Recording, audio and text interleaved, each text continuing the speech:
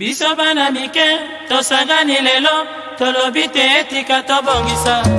Tolukalisanga bayaya na biso bakolo, bato a conseil oye. Population ya Congo, jeunesse nationale, basengi lelo po babongisa. Kobongisa Congo ezali nguya ya population, bakonji bayoka na matoi.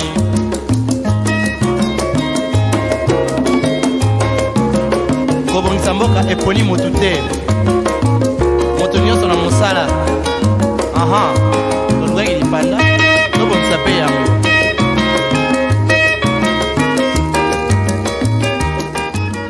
Batata bamama bandeko mbote pe boye malamu na émission na bino bolingaka mingi ndenge bomoni générique tokomi na tango ya sembo ndenge tolobaka yoko sembo émission ya lisolo sembo émission ya makanisi sembo émission ya bitokutanaka pona kobeta masolo etali politique pe masolo masusu matali kita ekolo.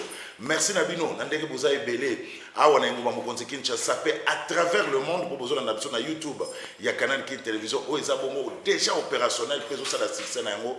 Merci na bino pour na fidélité pe confiance. Merci na équipe technique na moni Freddy Takidi Koupar Bola Rodil Wadio Serge Quilou Samson Ilunga Gimpu tous les grands maestros MC Mbia Mavinga bandeko batali boye malamu na sembo ya mokola lelo lelo nazana esengo ya koyamba pona bino mutu pe asali succès moi mikolo yo na baetando eke azalaki na 2018 candidat président de la République bandeko batali pona bino lelo na yambi Gabriel Mukia o nazana na kati ya plateau azape na parti politique oye MDC MDCO voilà des démocrates congolais. Voilà donc bandeko batali nazana plaisir koyamba le président Gabriel Mukia Mandebo mbote ndeko Mukia mobala tembe mbote Mandebo mobala tembe. Voilà, na kosenga noko momesana olobama makasi po bato baza vraiment na bandako bana na biso na ba condition ya kitoko. Alors na Gabriel Mukia toko solo là d'abord makambo etali ba déguerpissement o esalemi surtout la dernière en date ya Ngoïka Sanji o balongolaki Ngoïka na lupango ya Gabriel Mukia toko solo là yango et puis la deuxième partie de l'émission c'est un homme politique toko solo là l'actualité politique de l'heure. Ndeko Gabriel Mboka, merci d'abord pour la disponibilité. Merci. Il y a un téléspectateur à la Tunisie, Moussous Azan en Belgique, Théo Blaise Malek à des autres games. Alors, il y a un Luka Gabriel Mboka.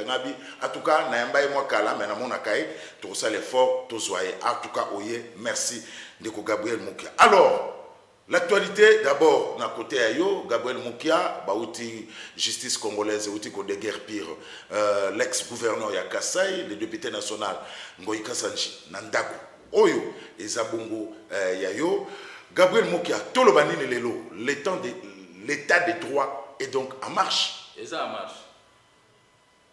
Tant qu'il y a un homme fort, et c'est quoi?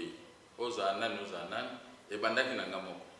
On a tout film moko développé mon angai na gobe bakainga na ko sala 8 jours na makala na lobaki na motote ko eza président de la République motoza simatindi o yente la za simano accident salami j'ai payé les frais na foutu $5,000 na fi wana azoka ki na peta bukanité mais ezaki scénario moko na ni ko kotsa batote na 4 je me suis défendu de moi-même na bim mais ce qui va tomber sous état de droit est frappé par nous, comme Koluka Basili, na mito ya bato. Alors là, je n'arrive pas à comprendre. Voilà, Gabriel Mukia, oui, vous avez un patrimoine belé, on a un moment Mokonzi Kinshasa, mais affaire ya Ngoïka Sanji, c'est une affaire politique, un règlement de compte, parce que Ngoïka Sanji, Azoloba, Abidou pas Mozaï. Qui va régler les comptes? Pas juif. Qui va régler les comptes à qui? Il y a ce n'est pas un juif, hein? En 2013, mais il y a un tribunal de grande instance en 1996. Certificat ezaki na Congo ndeko na ngai avant que ekoma ya ngai eza République du Zaïre. Entre République du Zaïre na République démocratique du Congo. Wapi certificat eza valable. L'antériorité ya certificat, il faut quand même justice était que lingai était que biso bandako na 1996. Afdel ekoti bandeko bake komona bandeko na bango afdel baboto biso bandako. Après bake na justice balongi. Biso peut acter cassation. tokomi na cassation ngala commencer la défiler na prison na ke prison sur 6 fois sur 7 fois hein tout on est ka bango moto azo kotia songi wa robi na période d'appui et tout ça bali maintenant sima bazo koka kolonga na justice te parce que ngala zaki suna libanda te na bosa même makambo banda kwana na owela nando santé na nga na prison siko na 2013 biso to acté cassation na 2003 to comme na 2013 ngoyeka sanjaye ba bise ndako eza moki eza na prison non dis moi nous sommes des PPRD lui va mourir là-bas en prison je vais acheter j'ai mon argent des diamants en Sombi mais ba bise ndako mokolo nango aza na prison bazo samba na banque na tribunal ngana mimi na 2013 pe na bibe prison na 2018 na mois de mai bamikonjo baza siko bazaki na pouvoir te Joseph Kabila mutazaki na pouvoir ba rendre décision ba bengani bangoeka sanjo ba condamner banque bazongisa biso bandako lokola bango basombi bakoyokana na conservateur na mafia basali ba certificat alors que jugement na bango jugement ya banque komaki na autorité de choses jugées c'est nul ministre Molendo asali linga document pour ba établir ba titre na komonanga bango bako kofunda pas vundwa bako funda ministre pas vundwa na cassation conseil d'état na conseil d'état dossier commis na conseil d'état soko te dossier commis bango bakoma biso to koma ba syllabus na ba syllabus oya minene de to tchako pour une simple lettre numéro 098 oui c'est bazo misa banda bango ikasa ni bazo pour ba avocat na bango bazo dia bango bazo kosa comme mwana muke bon ngana monike ba avocat na ngapi bazo koma ngabo ko pe nazo koma to salaka ba benga ngo ba requête na intervention volontaire le na monike dossier commis awa na tiki ba avocat na ngana tiki ba totu na butu na kasi banda ko to soba ka on a vente publique na tribunal na comme escroc to longi pe na cour de cassation na cour suprême qu'est-ce que nous pouvons faire ngamo ko na koti ndako na ke na bureau na sali requête. Moi, si l'on a corrigé français, les journalistes na sali, sili, na qui a déposé.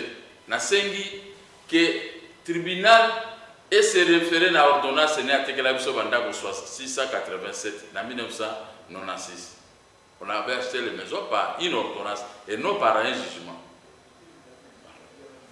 Tribunal attaque tribunal biso to ngombe escroc banda ko asomba kiawa loka basami kiwa longi kunale basali ordonnance 246 pour ba déguerpir bangoeka sanji tribunal yemo kwa se reprocher a annulé ba ordonnance au prédécesseur na bango sala kisungi songambele ya l'hôpital ya mbonga bangoeka sanji ba annulé biloko nyoso tu ba biso somi ndako na vente publique voix moko ka ezali basali dio ordonnance na réquisition des forces de l'ordre ba bengani baton c'est ce que na fait ngaku tunazai kuna te nazwa ni ordonnance na okika ka ba wise babi ba pesi biso ordre na tribunal na pesi biso ordre ordonnance yango to bengana ngoeka sa ba bengani ngoeka sanji ba limba bengana gouverneur ya Banque centrale na IAC oyebi bien que nazaki pe mokozi avant to koma na IAC donc concession ya kwa mona ngoeka sanji eza type gouverneur ya Banque centrale osa eza concession moko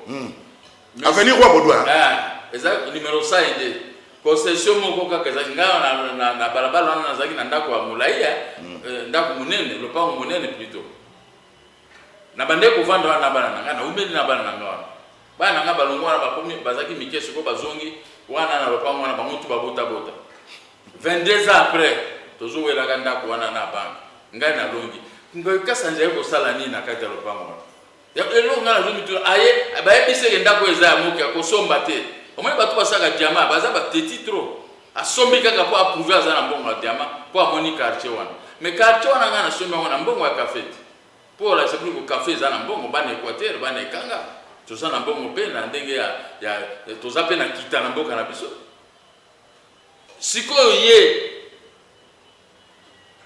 amoni ke biso tolongi basali ordonnance babengani ye gouverneur bakobengana parce que bango nyonso tu bake kosala lisusu bake kosala kosenga suspension ya ordonnance wana et pas na président tribunal sika biso tosombaki bandako baba kasi président tribunal ko bisa bon raison moteki moto alemanga na ye donc soka kotobola libumwa récupérer manga na lettre yango inspectorat général des services judiciaires yango wana nde soko exécuter mabe eko botola dossier wana ezongi nango bana étudier dossier soki eza mabe annuler exécution wana okomprendre bango bakomi mokanda oyo maître na bango Guillaume akomi mokanda ezani objet demande de suspension de l'exécution de l'ordonnance no 246 du 13 août autorisant l'expulsion bango moto bakomi mokanda ti siko le bakomi botoli dossier ngai siko moyen na kende ko exécuter lisusu ezate na sukika parce que quoi l'état yemoko inspectorat botoli dossier tozela kaka à l'issue ya dossier yo nde siko ngai nakoke no ko exécuter soki bango balongi toluika ni mususu alors yoka réponse ya inspectorat siko inspectorat lo binga ko tanga tuté no tanga ka phrase moko je vous invite azokolo bana bango bango ekasa bango nyoso to na avocat na bango si le chef disait de toutes les voies de droit pour récupérer les intérêts de vos clients. Parce que ça va pour que nous refondons qui a bossé à tout ça, pour que nous voyons pour protéger les intérêts à vos clients, à Bango Kassanji, Bac Central, na IAC. L'inspectorat général des services judiciaires, dossier à suspension et pénitentiaire n'a pas la qualité ni la compétence de censurer une ordonnance ou toute autre décision du juge. Inspecteur ordonnance le juge a signé. Tous a incompétent, tous a la qualité pour censurer. Il y a bateau bazotanga bakombo bayeko sala nini awa na makambo. Bango mutu bake kofunda ngaku tunaiba kite balinga ba siripana nga no bazo ngisa bango ekasa nanda ko na bango parce que nanda ko wana tout ça parce que inspectorat est rendre décision mais inspectorat siko elobi non biso tozana qualité te ya ko annuler ordonnance wana pe ata bango so bataki yango juge a ko annuler te parce que ezo fait partie na matière ya ordonnance du 12 novembre 1886 ordonnant la saisie immobilière. Quand on aura une ordonnance comme ça, et cette ordonnance sans appel, qu'est-ce que ça a à voir dans cette affaire? Donc, Gabriel Mokaso Manda Rupango en bonne et due forme, et puis, Ndege Badege Pingoïka Sanji, en bonne et due forme. Alors, après Ngoïka Sanji, la prochaine victime? Gouverneur Baksatra et IAC, comme ça, tu peux retirer les 4 maisons. Donc, gouvernement, ça t'a passé la carte de Pong. Abimisi kutu bambongo biloko tu bamba chaka bayaka ko pesa na ba changer ro mona bambongo muso asika sika na ba memlingi partout. Babilo lere ba bangi amoni ba ko tegelpingo ekasa boto koma ki butu moyen ba ko te pas nezate. Sikoyo ba wise ba se préparer pour la lobby na ngombe malheureusement bango ba commis déjà mokanda butu ba ko déposer l'inspectorat saisir exécution a bloqué. Donc, aujourd'hui, quand on a c'est quoi on a évité tout concours au bien de ce qui est Dieu. Dieu dit, moi l'Éternel, votre Dieu, je vais vous protéger. Banguna na yata bazulu ko na molili, mengai na ko ambouré bango toujours. Voilà. On comprend ambouré bango surtout. Donc, biloko basalaki na butu. Dieu combattra pour vous. Nzambe abundeli ngai. Na kamoka na tongo babengisi biso l'inspectorat. Nga na zumu tukanalati ka nini tricot. Na tindi mwana tozaki na kende kuna eloko babino. Zwa mokanda yango yo. Outi kolonga ngabe na outi kolonga ese ngala sale eloko moko. Ote bayaki awato blokaki exécution. Omonte ke ozo souffrir. Ozo lo balbaka na télévision baningi ko exécuter te ba oki simboka soni mais ezaki de to blokaki yango parce que basenga ki biso na bango ekasanji siko yo longi kende ko exécuter. Alors donc malgré cela au lobby que cadver que pourra il faut récupérer ndako au gouverneur. Mais bon on a pas que au gouverneur azali na chenze mbo alina ya bambuza. Alina na otamba na mutuka nazo kende bango tout bazwi nzembo wana bazwi 10 minutes wana ou 15 minutes na salaki bakomi na ngoka baese bango bayoki kimbuzanga na lobako nazaki ne sengo parce que Dieu combattra pour toi. Gardez silence. Moi j'ai gardé silence et je ne savais pas. Mais c'est fini, voilà, alors UAC. UAC au sommet on a moulani. Pour le bien, il casse le sommet on a 96. Yango pe na les mêmes jours, 3 ans qu'on a somba. Oh. Ouais, on casse en général gouverneur zaki le pango moko. Gouverneur Masangu ateki banda ko nyonso abak satro le mumba tika ba belge batika mobutu tika Laurent Désiré Kabila tika atika ya teki nyonso aye ko ambelire pananga 47 parcelles ateki. Ces gens doivent être poursuivis par la justice. Ateki banda ko tusiko baye na lopango na ngai ko ambelire ndako na ngai. Bakaboli yango oya jouer pas siko ngwe kasa na za motema maba mona ndenge neza lopango moko siko bo ezekitike pananga mo gouverneur omoni matata problème est ça. C'est pas l'idée de vérifier aux journalistes. Lukango Ekasa nous a mais je ne comprends pas pourquoi on m'a déguerpi, on a laissé l'autre. On a laissé le gouverneur. On a laissé le gouverneur. Mais c'est une même parcelle. Heureusement qu'il y a dit que c'est une même parcelle. Donc là, il y a tout le monde.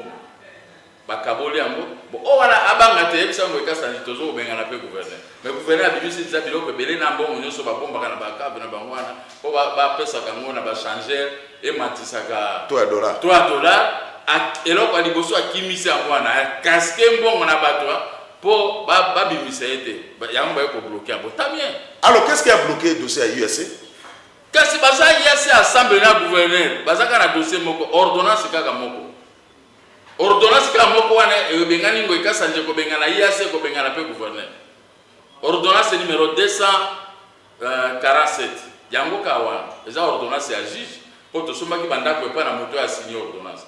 Moto ana pe amoni keza soni ateki biloko mais moto asombi azoko akozwa moto bengani bango sikoyo asiriki abengani bango ba que no bafundi partout na ba juge ba cour suprême tu biso tolongi. Alors ndako za na rond-point côté à direction générale à banque wana sozo déjà wana na sina zwa na za na kati wana babuka monyo so misiko to koma na procès ba to babuka kinda kwa na ba ko futa mais on ne peut pas suivre deux livres à la fois. Nasi sanano ngala zana kati wana na yako wana tout le temps nasi sanano dossier ba gouverneur ba central na IAC lokwa na sisi yango ekasanji tika ekaka alela kana wana zana moma ya moto etumbakela mbate alors nako s'occuper na bato babuka kindako ndako na babando futanga ngo $8,000 na directeur ya port ya 7 ao futela wana na deuxième république. Wono soma ko na mbula nini? Kaka nyonso tu nyonso tu wala donc ezaki wana UAC na mweka sanjina ezaka mukolo moko le 9 juin 1996. Tu as tous les documents. Oh, pas de certificat. Certificat ya biso za République d'Isaïe. Mais ata kutu yengwe kasa nzarobi kazana diplôme ya Denis Kamba ya université. A corriger ta mo berere te. Diplôme à Denis Kamba, et après ça, moi, ta valeur. Diplôme à Denis Kamba, oh, mais Lucas, il m'a Denis Kamba. Alors, Gabriel Mboka salue l'état des droits. Oui, l'état des droits est là en marche. Oui, moi, je suis Kouloutou. Moi, je viens à Bissou à la Bissou pour résister à la grenade lacrymogène à Bissou. Non, les Kamba, on a 3 pièces dans la CCTV. Oh, Kangamoka, papa. La police va tirer au Kangamote.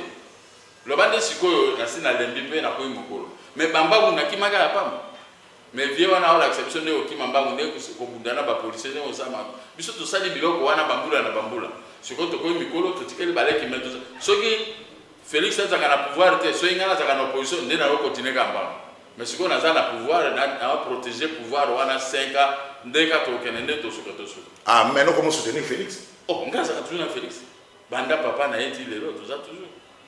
Pour nous dire que na ça l'opposition mais nazo tika ka e bajour mususu na ye na opposition na ça l'opposition parce que opposition ezate ba wana nyonso baza ba résistant pourquoi ba baza ba résistant ngana sala ka mo opposition na ebisi Félix Makambo na lobby a faveur la population mai na kura biloko ko na tangi salaire il faut mata allez après na tiki na zo ko protéger moni ki ba pesinga musala munene pouvoir opposition ah non faut pas qu'on a encore engager facile. Mais Gabriel Mokia, tant que Vandaka, ozo raisonner pour ani banda kuna yo kaka ezaka spolier. Quelle est la raison? C'est naza code 032 32 za ya Mobutu. Bato ba bénéficier na code 0 ba premier ministre ici bango balala tranquille mais biso bana Équateur to bénéficiaire. Alors kanda ya Mobutu ya mwana babutu langa bandako. Angalia ile mutu code 032 na mofunge. Yango mwana nga ndeko nazo kedo boloko na mofunge. So na bimi ana mofunge. On a mokamate. Donc na passé ba moment wana très difficile. Entre-temps, nazana moi si bana il faut aller ça ba, il faut attendre ça ba. Mais j'ai souffert. Oui, que dans ma vie na teki 7 ndap. Dena bombe. Parce que comment nazana prison. Est-ce que moi nanga ebi kinga nazana prison, lui il doit manger, il doit aller à l'école. Na teki ndako na timbo na banque, na pesa ba on ba chèque, ba toucher pour baler ça ba on a sim. Na teki 7 ndako, mais je suis incapable ya kosomba sous ata ndako moko. Obi kosomba côté ndako zele bien. Ya ka so na mbongo no somba ndako sous. Ba problème comme il obego. Mais ngai comme j'avais investi na mobilier, ce qu'on a nzambe moko pesa mael na selbo ce qu'on a bandu, ce qui na teki ndako na prison, alors na fanitile la kobima toujours ya ka mbongo na namba. Ce qui na venu na teki ndako na gombe. Kaka ndengwa. Ngande kona bila moni pasi. Na moni pasi. Ce qui nzambe pesa nga maela osala café te na zo zo mo bandako wana ndenga na sina kufa kala ndebo kusanga ndebo eminga suku tute. Voilà. Merci Gabriel Mokia. Gabriel Mokia de Rolanda, la première partie de l'émission, andimi que l'état des droits est en marche. Banda pour nous surtout les abanda pour nous on a mutokinae. C'est tout à fait normal à récupérer banda pour nous. Gabriel Mokia a attaqué pour Moussoussou, c'est le social de Congolais. Autour de Bangobi, tantôt ça na opposition, tantôt ça et pas protéger Fachi. Nazam doit pouvoir monter cash. Mais comme il y a un vide dans l'opposition, il faut pénaliser quand on cash, natiki pe moi na kulutu na ena no sala mo opposition pour na remonter moral. Bon, tant au solo là na moi na kulutu. Pour ça président de la République. Oui, ça a été que ba parti à régime des eaux ba triplé en haut. Oui, ça a été que Snell ba triplé. Oui, ça a été que Lipe Kondi. Oui, ça a été que Tata Thompson et Mati. Oui, ça a été que chômage ezali dollar de mata. Gabriel Mokia. Surtout azana kanda ya makambo apesa ka 2 mois ya gratuité ya mai. Nakura. Bango ba multiplier ce ko ba facture, ba ko frapper. Ba déjà wana na ba ni on to ba okende. Ayebi. Donc ba sabotage décision na ayebi yango pe abeta kalobo a retrouver solution. Alors Gabriel Mokia, ozomona à 2 ans coalition FCC cache. Un commentaire il y a Gabriel Mokia. Belinga. Wana za coalition Belinga. Comment yo zala moto na coalition bozolinga ka bosimbisa ka ba touche ba échec. Wana siko coalition ndenge. Eza coalition moko ya relation à jeter moi non plus. Ba munyo so na ba yebani ke eza na mo biloko ayo. Qu'est-ce que vous voulez qu'on fasse ndé bonjour? Eza na mo Belinga. FCC lingi était lingi ka renverser mokolo ya élection bango ba ko fabriquer ya bango candidat aya na ba élément nyonso bango ba notaka ya échec ya mwana ya kulutu o bango bazo provoquer parce que lui n'a pas la majorité au parlement bango ndi mutu ba freiner ba loi ba sasa boye ba critiquer ça donc bazo ko embrouiller na makambo lubaka po aza makasi ya mayele sinon te vraiment moi eza coalition ya mabe. Alors eza coalition mabe mais pas boye ko bomango te akobomango brusquement bote ya za moto respectuer les textes. Omoni Joseph Kabila azongisanga pe bandako wana na 2016 na mbongo aloba il faut bafutanga mbongo il faut pe bazongisanga bandako ayisi Sami Badji premier ministre akomelinga mikanda mibale ya mbongo na banda wana Joseph Kabila tikala jamais kokota ke babotolanga bandako na rien rien na koko c'est la mona bato makambote. Il a seulement gardé son silence. À mon avis, non, Nemi Moulin, ça, si ma bande a yéna intel, à noter que. À mon avis, non, intel, bazabo tout ça, il y a zone noté que. Mais ba juge au bazaki attend wa Joseph Kabila. Ba tikala ko annuler banda côté, pour annuler ba décision à banda côté. Vous comprenez? Là, c'est une qualité de Joseph Kabila.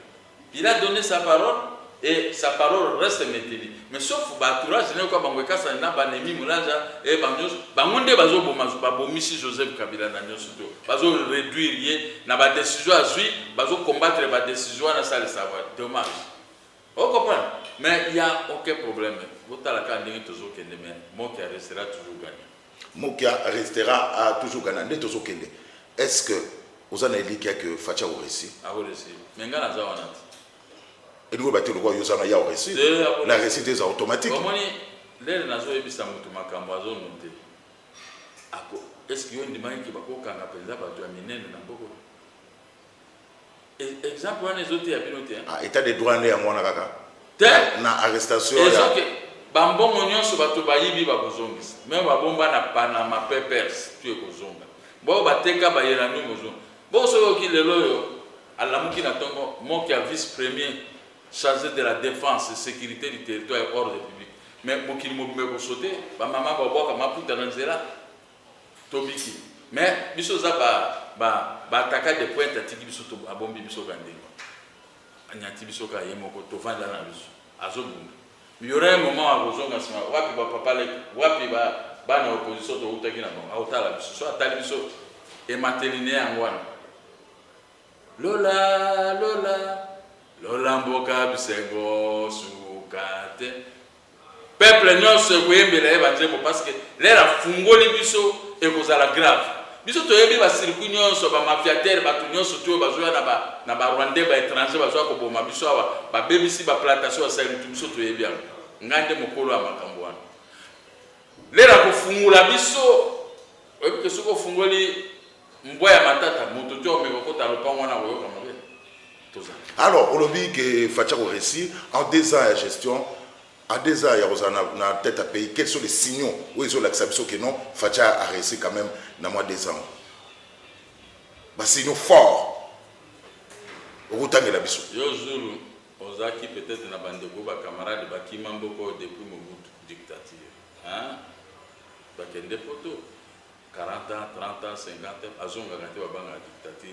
Et puis bazwa ba nationalité ya makaya bo bazana ba mikanda ya mabeku na ba passeport ya poto. Oye pe isama. Na ya rubike o to azana passeport ndengwana ezamboka na yaga na aéroport ba tiro caché fanda na mboka nozo. Ozoma est-ce que ko attaquer pesa na extérieur et diminuer parce que o ko attaquer nani? Ozana problème na nani na Congo. Hein? So ya dictature moi na poto oya bino yemo ko na ndia za kuna yaka na aéroport kaka bachelo caché wana c'est le mama ko très valable o nyoso ba yeko ni na poto bazui maye na poto baya ko investir sur na boka baya tuko na mayelo ba kende ko beta musique te ba kende ki ko sa ba théâtre na poto te tout ça ba ke ko lia fufute ko lokaka mbongo mindele te mais ba kende ko tanga bazonga na boka na bango ba investir toko créer classe moyenne. Il y avait une classe moyenne. Moi, je suis sorti de la classe moyenne. J'ai créé mes 4 petites et moyennes entreprises. J'avais 250 travailleurs. Plus à Kinshasa, 60. Ça fait 300 et quelques travailleurs. Vous comprenez? Alors, dans une catégorie de la classe moyenne, au moins, badokolo batu belé bazaki ba riche bakisombe bazai belé bambe ba saolona ba internet ba vient na biso wana ba tutu ba mingi bazaki na mbongo afdeleye il y a l'inverse ba hindu pakistanais ba libanais ba inter ba monde ba komi na classe moyenne étrangère dans notre pays biso to zongi kaka ba ngamba moko avec un salaire de $80 par mois. Alors, il y a qui a renversé la vapeur. Parce que il faut renverser la vapeur. La classe moyenne doit revenir au peuple congolais. L'Est, Ouest, il y aura une forte surproduction où la Banque centrale ne doit pas manquer de devises. Bunda, poto benga na rebelle, bien surtout ba na mboka tuba kota zamba. Olongola sika ICB zalaki wana koma aner longola ner tia zone samo bank. Botola bato bayibi bambongo baza wa ebele bazong sambongo à l'état. Ah mais il y a pas qu'à finir dans le passé. C'est ouais déjà langage. Alors pas qu'à finir dans le passé. Langage politique. Gabriel. Parce que bisoto so il a nommé la faire régler. Alors batouane il faut bazong ça va milliards ba yibi. Au financier on a ba banque et ba na ko pesa crédit na ba na mboka. Ba na mboka bazong na mboka ba na ko travailler, ba na ko remonter bilanga ko ça le truc. Classe, il y aura renversement de la vapeur pour la classe moyenne dans notre pays. Idée wana ngana zo pesa yango tout le jour et puis na zo ko pesa yango na ba micro na bino parce que alanda kabilo ko nyonso. Il faut faire revenir la classe moyenne aux Congolais, non la classe pauvre aux Congolais. Non, c'est pas possible. Des places à réussir en moi. Ce qui peut renouveler à quoi sous mandat, à ça dit 10 ans, je crois qu'il y aura l'apothéose de la gestion. Est-ce que vous croyez qu'en 2023 il y aura élection? Bon, pourquoi pas? Et ça t'est dit. 1,5 milliard pour organiser les élections de Yamos non. Et puis lui, il a à recoller pour cannabis n'a pas payé étranger, il n'a qu'à Joseph Kabila. Vous comprenez? À recoller ce que biso en état. Le coup a recoller biso, yeba moke, le coup a zongi na ba institution surtout baniko, ba kopé ça yeba makoki pour organiser l'élection à temps voulu. Il faut un recensement, ils ont attendre, il faut auditer affiché électoral. Ça demande de l'argent et puis il y a un problème, il y a même en marche. Il y a Roussard Malonda d'abord. Il y a un point de vue à Gabriel Moukia. Non, Roussard petit, petit, na lobi na bino bozongi sa seni selo parti politique na ministère intérieur. Ce qui seni ezongi na ministère intérieur ba katation nyonso to la basango ba chrétien ba musulman et ko ça le soute. Ndenge ba sala élection kuna mo qui est proclamé chef de l'état, mo qui est proclamé. Makambo ya kobina ka ba seye na zere ozalate. Vous comprenez nga? Donc au moins ceux qui battent sango moko wana mo pas contester. Ceux battent pasteur moko pas contester. Pour éviter la contestation, l'état lui-même doit récupérer l'organisation des élections. Et vous avez une bonne idée. Kolbatek c'était un X pour les pays occidentaux, ça doit aussi être un X pour nous. Bango kuna balia ka frite. Awa biso ngaso na biso na mwasi na ngasa la frite tata mwasi na sa lo frite osala te. Yango frite yango kuta combien la poto. Na izaki na poto a bilo yango ya grave yango ani. Bilo présent yango ebele, mais nous pouvons aussi en faire ici. On peut en faire ici. Et yo somona congolais na biso tout liaka tous les jours. Tout liaka tous les jours. Bilo présent quitté, te beti corona, on mona ki ba to kufinza. Motola mota se débrouille et bien kolia. Alors, tokoki ko sala ndenge to résister kana makambo kolia, tokoko ko résister na tout. On peut faire ce qui est mieux, ce que les étrangers font chez eux. Nous pouvons aussi faire ça ici chez nous et faire développer notre pays petit à petit. Parce que Rome n'est pas construit un jour.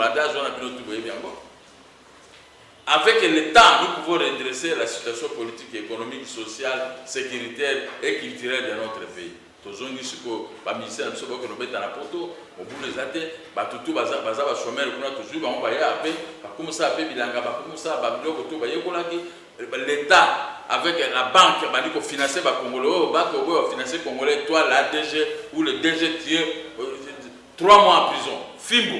Alors makamutu ko bonga parce que le problème c'est que la haine contre les Congolais par les étrangers qui ont pris ces pays en otage.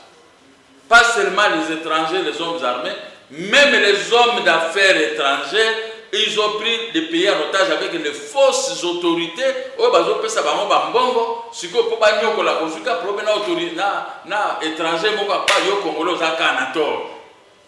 Na Brazzaville, na outi Sénégal. Mon cher, to quitter l'aéroport à Mayama, na ba vers ba minuit. Po ba piné avion kwa ki kobima na Cameroun. Pilote à Toki, tu peux tourner sur le fleuve, na bangwana, maï na bangwana, que ce soit Toko na maï. Er moko, piné bimi, poukou. Toko quitte un aéroport, ba bongi siam. Mais to quitte ba 1h du matin un aéroport à Mayama. Mon cher ami, n'est pas quitté Zabo.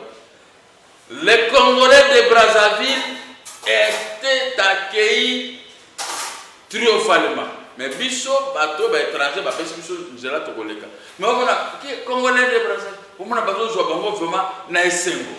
Nous devons aussi arriver à ça. Et non la haine contre nous les Congolais. Les étrangers ont la haine envers nous. Parce que Dieu nous a tout donné. Et nous, comme nous ne savons pas comment capitaliser ce que Dieu nous a donné, c'est pourquoi on trouve des bêtes, comme des bêtes. Alors, demain, on doit quitter ce régime des bêtes. Il faut que nous puissions nous aimer entre nous. Pas de conflits inutiles. Nos secrets doivent être gardés. Donc, se faire développer petit à petit. Parce que nous avons tout. Gabriel Mokia. Ouais. Il faut qu'organiser un dialogue dans la République de moitié du Congo. Pour le pays femme. Ah non, ça n'a pas d'importance. Bon, si déjà mon mandat 5 ans, Azana programme il y a ça qui vote qui a été national. Il y a eu combien de dialogues, des coups du Louabourg et tout ça, 1960. Jusqu'à aujourd'hui, tu peux vivre quand un dialogue. Un homme ne peut pas vivre que de paix. Même la parole peut aussi le nourrir. Dialogue auquel on va. Mais pourquoi vous refusez? Mais ton dit là, dialogue tout ça, le dialogue à Mungalema et accoucher l'année. Ça a donné 2 fois des petits mandats à Joseph Kabila. Voilà comment on peut nous avoir. Comment tu peux vivre quand un dialogue? Laissez celui qui a un mandat. Ngayo naza chômeur. 5 ans naza kabo. Maintenant c'est débrouiller à coller. Natikala ko jamais ko zombo ko pas imoko ni na pouvoir ou surtout ça na rien. Je n'ai pas un salaire à payer de l'autre côté. Mais nazo soutenir chef de l'État na bandenge na ngai moko. Mais naza mutu nazo vivre. Mais na lukaka dialogue peut pas passer na poste. Ah non, biso to kota dialogue wana te. Si le président va se laisser faire, mais à mon avis, je dois respecter mon timing, mon mandat. Il ne faut pas résister à la banque. Je respecte mon mandat. Dialogue, pour gagner quoi? Pour se faire distribuer les postes, mon peuple a s'acheter des maisons. Il fallait que ce soit ma bandako dans leur jeunesse comme moi. Vous ne voyez pas que mon mandat est sur la tête. Moi, j'ai acheté les biens pendant ma jeunesse parce que j'ai été un monsieur intelligent. Mais oh, bah, bazar, bon, bah, il était quand au finger, bah, dans la Facebook, bah, tout le monde s'est occupé, moi, bah, petit mouga, bah, comment ma combo mine, ne peut pas ridiculiser, bah, mais, ce qu'on coûte, la qui s'en a envoyé, il vit chez les parents. Azama petit locataire, moi, quelque part. Totika esprit, wana, ya faiblesse. Mon doigt, ça, la mandat, n'a un n'enge, bo, pesa qui est tina souka. Ngai pesoki na yetika ngana sala mandate yosoko yetika tout comme ça tout alaka. Chacun doit lier l'utile à l'agréable. Makambo yolo baki na kosombela Gilles des costumes na kosala ebo na kosala bo tout ça mais bato azomona ka Gilles azana ba costume kaka ya kala osombeli te bato bambala sima yo to kopesa lo kote parce que opesa ka ba promesse à l'hôpital ezabo ete. Alors Gabriel Mokia, il y a actualité politique et des frais chroniques, c'est la réforme électorale. Il y a un moment de démarche, il y a 13 personnalités politiques et civiles au bazar au Tambola pour les réformes électorales. Tout le monde a eu dernièrement dans le centre interdiocésain. C'était un forum organisé par l'université à Liège, Bob Kabamba, mais ça a été suspendu parce que il faut avoir adhésion, il y a FDCA. Il y a Bahati, il y a adhésion à UNC, il y a adhésion à IDPS, FCC, entre autres PPRD. Est-ce que la réforme électorale est-il nécessaire dans le processus Nabiso? Éviter les réformes en Goubanon. Les réformes en Goubanon. Tout ce que la élection présidentielle a un tour. Un exemple. Le gouvernement a préparé un projet de loi à déposer en gros dans l'Assemblée nationale. Va accepter ceux qui vont accepter en gros dans l'Assemblée nationale. Allez, directement, va changer l'article 71 et zongi détour. L'affaire est réglée là, ça ne demande pas une semaine. Ça ne demande même pas une semaine. Va changer l'article. Le reste, c'est juste au CENI, rattacher au ministère intérieur. Tout le monde a une discussion sur chacun doit travailler à Zambongo pour abîmer va député belé, pour comme président de la République, abîmer va sénateur, là, va pour travailler pour la sens. Mais toi, la réforme. Mais il s'est passé des problèmes l'élection 2018. Moi qui ai eu mon salaire je ne réfléchis pas. Candidat, mon agent. L'élection professionnelle nationale. Mais on a peu peur de nous organiser l'élection. amitié yemoko na liste asali yango de botia biso 350 députés et c'est tout nanga moto na bango makambutu bato na bango osiko lingi to belone siko ne batie na ministère de l'intérieur lisu likolo a lisu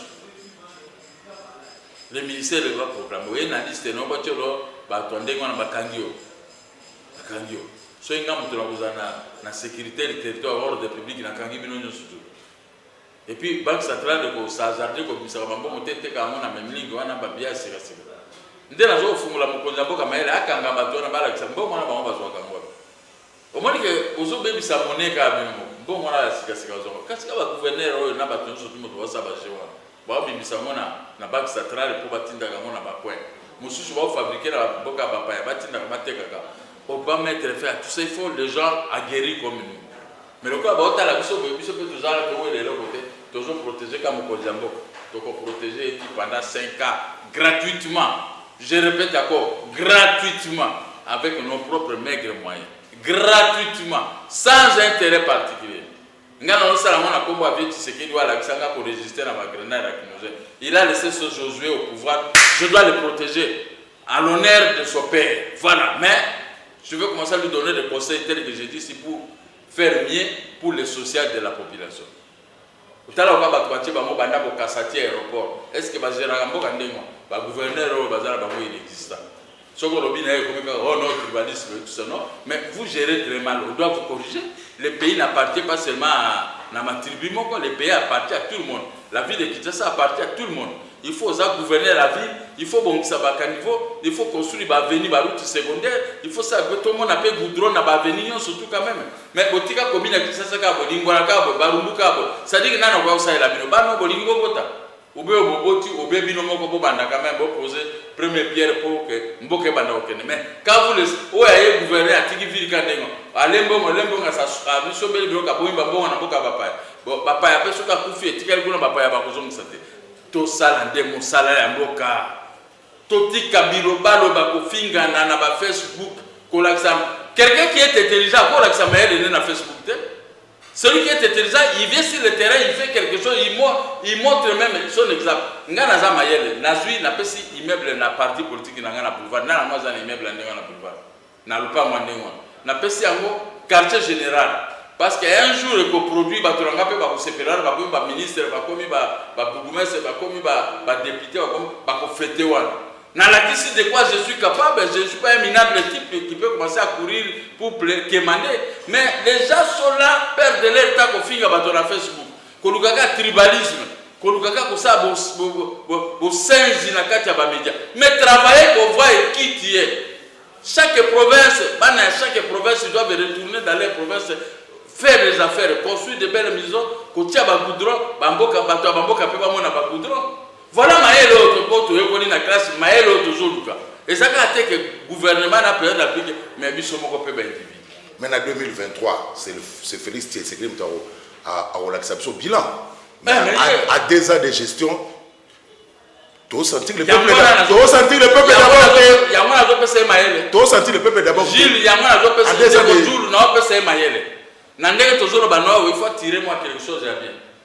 Et ça te que tolo banema be rien. A tirer donc eloko bona eloko tout ça abandi. Ata ba to ba Facebook ba lobi ko kipete yo bandaka. Lenzela salami. Kaka biso na bango ba Facebook nde to koleka wana na mutu kozo dendaka. Lui il a gagné. Félix Tshisekedi ça eloko. Wana pe tika na minoko ba to bien. Il ne faut pas vous occuper de toutes les critiques. Ce ne sont pas des critiques constructives, des critiques à moquerie. Les gens là, des réseaux sociaux ont des critiques de moquerie. Mais toi, tu dois faire un effort. Tu dois faire mieux pour les prouver. Les mindele nous prouvent, on va fabriquer les choses. Moi, je suis la jouer photo, je suis ma passe à pouvoir bazali, Aza mobali au gaz à moi. Mais il sera mieux qu'à Koloba, ko humilier batono a commis français bien té asali beta za maël était azabo tout ça mais yo moko muto maël oyebi ni ko fabriquer tonga oyebi ni ko sala eloko oyebi donc ozaka kaboy donc mokia pour une réforme électorale ba ko changer article 70 pour bason sélection à détruire là je suis d'accord Et vous savez une semaine et demie, ma solo nécessite. Mais quand on reste au ticket mondial. Donc pas de forum, pas de dialogue. Oh, le dialogue, bon, vous êtes. Bisous, on a créé ce qu'on a le ministère de la Finance. Pour nous payer, c'est la fête du monde. Alors, bâti comme bon moyen à la tour, qu'elle m'a comme surtout préparé pour bon pour l'élection, mais tout changer quand la loi, on changer, on va 500 personnes, on va parler du peuple, et nous amener encore d'autres personnes de trop pour aller prendre quelle période. Mais pas tout, ça pas de peuple, ça va nommer. Donc on va nommer, mais va fournir une fois, on va changer article 71. Après, on va voir tout le monde bien na seni rénové na ministère intérieur. Bango soit ça la bagé, on va ça la quitter. Bako ça la bagé wana te. Si le chef de l'État m'a appelé, Rwanda okota la mundo qui a été, Burundi okota la mundo qui a été, nanyo Angola, nanyo Uganda okota la mundo qui a été. Seni peut triquer, so triquer président seni yomo na okangwa ba singana te mission likolo, batutu bazo mona na bi oyo muyibi. Na okoma pena la papier muyibi. Okomekate, la justice va renaître.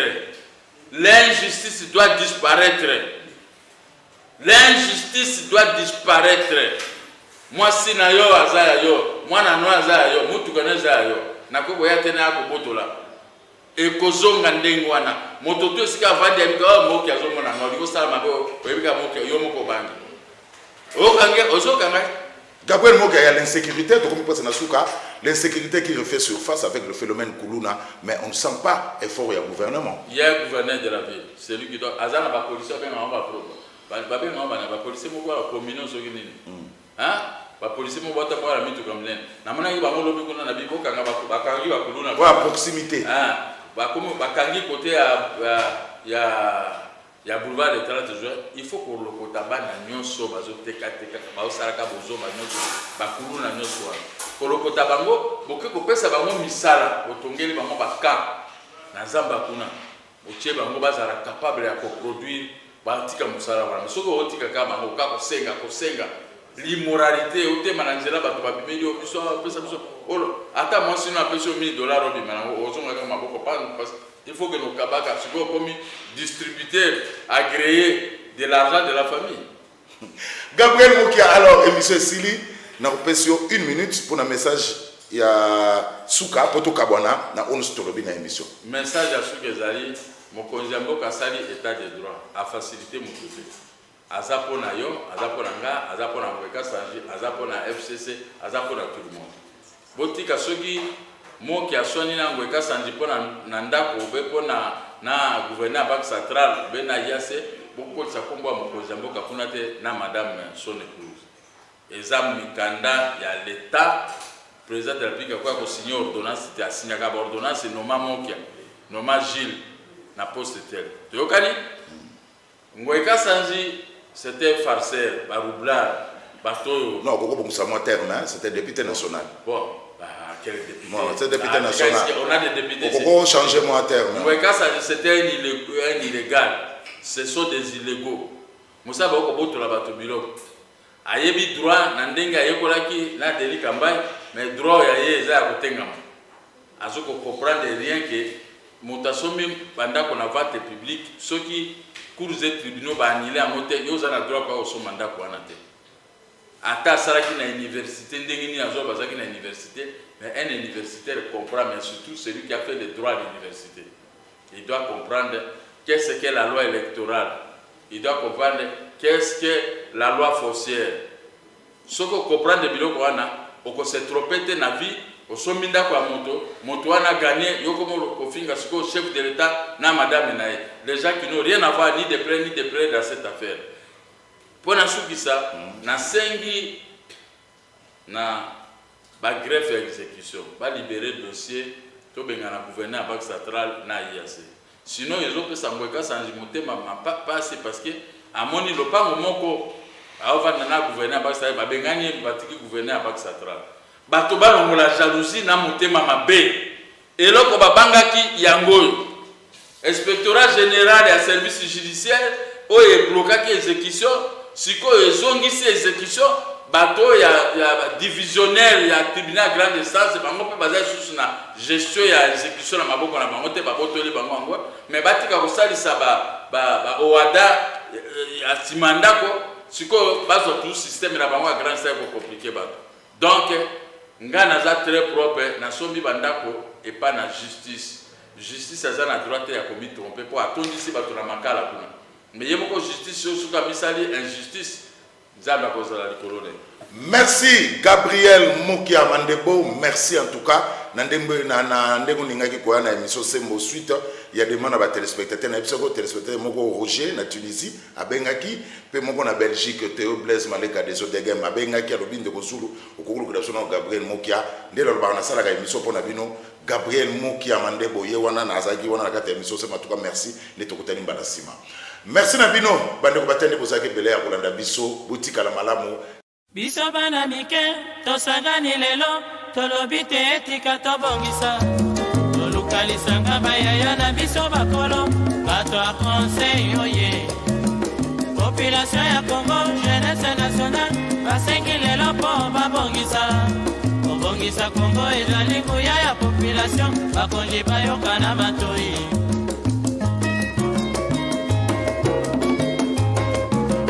kobongisa mboka eponi motu te moto nyonso na mosala. Aha.